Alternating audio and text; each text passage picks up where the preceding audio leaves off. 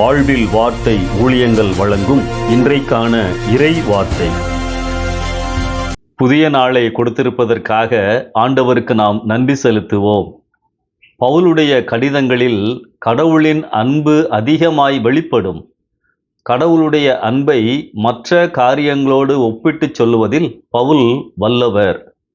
பிதாவானவர் தம்முடைய சொந்த குமாரனாகிய இயேசு கிறிஸ்துவை நமக்கு இந்த உலகிற்கு அனுப்பினதை ஒப்பிட்டு ஆண்டவர் நம்மேல் வைத்திருக்கும் ஆசீர்வாதங்களை பவுல் குறிப்பிடுகின்றார். ஒரு வசனத்தை காண்பிக்கிறேன். ரோமர் 8ஆம் அதிகாரம் 32வது வசனம்.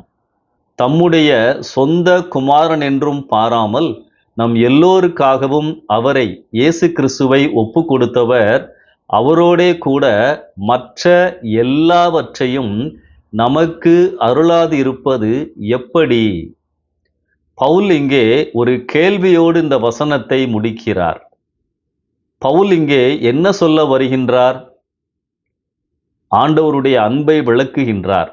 அதாவது நீங்களும் நானும் பாவிகளாயிருந்த போதே, அவருக்கு சத்துருக்களாக இருந்த போதே, அவருக்கு தூரமானவர்களாய் இருந்த போதே, வேண்டுமென்றே பாவம் செய்து அவருக்கு துரோகிகளாய் இருந்த போதே நமக்காக மிகச் சிறந்ததை கொடுத்திருப்பார் என்று சொன்னால், அதாவது அவருடைய குமாரனாகிய இயேசு கிறிஸ்துவையே கொடுத்திருப்பார் என்று சொன்னால், இப்பொழுது நானும் நீங்களும் அவருடைய பிள்ளைகளாகிவிட்ட பிறகு நமக்கு வேண்டியதை தராமல் இருப்பாரா?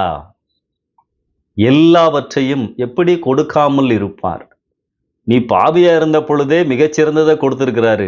இப்ப நீ அவருடைய பிள்ளை, அவருடைய சொந்த பிள்ளையா இருக்கின்ற பொழுது அதை காட்டிலும் மேன்மையான காரியங்கள் அல்லது உனக்கு தேவையானவைகளை கொடுக்காமல் இருப்பாரா? எவ்வளவு அழகாக பவுல் விளக்குகின்றார். எல்லாவற்றையும் அருளாதிருப்பது எப்படி? வாழ்க்கைக்கு தேவையானவைகள், சரீர சுகம், பரிசுத்தமாக வாழ்வதற்கு பலன், ஆவியானவருடைய வழி நடத்துதல், ஆலோசனை, அவருடைய பிரசன்னம். ஆம் அன்பானவர்களே, எல்லா காலங்களிலும் இப்படிப்பட்ட ஆண்டவரை நான் நம்ப முடியும். ஆபிரகாம் தான் கடவுளை நேசித்ததை, தன் நேர்மையை எப்படி தன் மகன் ஈசாக்கை பலி கொடுக்க ஒப்பு கொடுக்க முன்வந்ததை போல நிரூபித்தாரோ, ஆண்டவரும் தன்னுடைய ஒரே பேரான குமாரனாகிய இயேசு கிறிஸ்துவை நமக்காக பலியாக கொடுத்து தம்முடைய அன்பை நிரூபித்திருக்கின்றார். அன்பானவர்களே, நம்மை நேசிக்கும் ஆண்டவர், நமக்கு சிறந்தவைகளை கொடுக்கின்ற ஆண்டவர். நாம் அவரை எந்த அளவுக்கு புரிந்து வைத்திருக்கின்றோம்?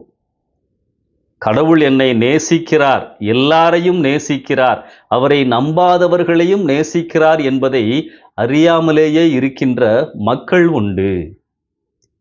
ஒரு வாலிபன் ஒரு வீட்டிற்கு சென்றானாம். முன் அறையிலே உட்கார்ந்திருந்த பொழுது உள் அறையிலே தாய் தன்னுடைய மகனை கவனித்து கொண்டிருந்தாளாம். கதவு திறந்த பொழுது அவன் இங்கே இருந்து கவனித்தான். அந்த வாலிபன், உள்ளே இருந்த வாலிபன் மன வளர்ச்சி குன்றியவன். அந்த தாய் அவன் கட்டில் அருகே சென்று அவனுக்கு உணவு ஊட்டினாள், பராமரித்தாள், தேவைகளை சந்தித்தாள். குனிந்து வெளியே வந்த பொழுது அந்த தாய் வந்த வாலிபனிடம் இப்படியாய் சொன்னான், நான் அவனை நேசிக்கிறேன், நன்றாய் ஒவ்வொரு நாளும் கவனித்து கொண்டுதான் இருக்கின்றேன். ஆனால் நான் இவ்வளவாய் அவனை நேசிக்கிறேன் என்பதை அவன் தெரிந்து கொள்ளவே இல்லை. அவனுக்கு என் அன்பு எப்படி புரியும்? அன்பானவர்களே, நம்முடைய ஆண்டவருடைய அன்பை நாம் புரிந்து கொள்ள வேண்டும். இந்த ஆண்டவருடைய அன்பிற்கு நம்மை அர்ப்பணிப்போம். ஆண்டவருக்கு பிரியமான காரியங்களை செய்வதற்கு நம்மை ஒப்பு கொடுப்போம். எப்பொழுதும் ஆண்டவரை நம்புவோம். அவர் தருகின்ற சமாதானத்தினாலே நம்முடைய வாழ்க்கை எப்பொழுதும் நிரம்பி இருப்பதாக. தன் சொந்த குமாரனையே ஒப்பு கொடுத்தவர் பிள்ளைகளாகிய உங்களுக்கு, இப்பொழுது பிள்ளைகளாகியிருக்கும் உங்களுக்கு மற்ற எல்லாவற்றையும் எப்படி கொடுக்காமல் இருப்பார்? நேற்றைக்கு உங்களை வழிநடத்தின ஆண்டவர் இன்றைக்கும் உங்களை வழிநடத்துவார், தேவைகளை சந்திப்பார். நம்பிக்கையோடு இந்த புதிய நாளை ஆரம்பியுங்கள்.